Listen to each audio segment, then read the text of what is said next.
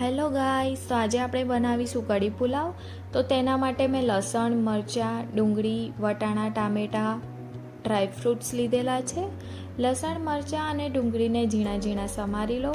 ત્યારબાદ એક કુકરની અંદર તેલ નાખી જીરું, આદુ લસણની પેસ્ટ, મરચાં, ડુંગળી, વટાણા, ટામેટાં અને ડ્રાયફ્રૂટ્સ નાખી દો. ત્યારબાદ સ્વાદ અનુસાર મીઠું નાખો અને મસાલા નાખો અને થોડા ચોખા નાખો. ત્યારબાદ તેને 2 મિનિટ સુધી રહેવા દો અને 4 થી 5 પછી બંધ કરી અને 4 થી 5 સીટી વાગે ત્યાં સુધી એને રાખો. અને મેં અહીંયા કઢી બનાવવા માટે ગોરસ છાશ લીધી છે. છાશની અંદર કઢીનો મસાલો નાખ્યો છે અને બેસન નાખ્યું છે.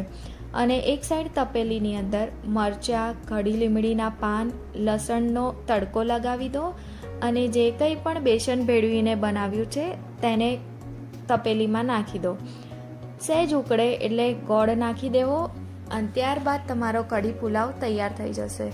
તો મિત્રો, આવી જ નવી વાનગીઓ જાણવા માટે મને સબસ્ક્રાઈબ કરો અને મારી ચેનલને આગળ વધારો. Thank you.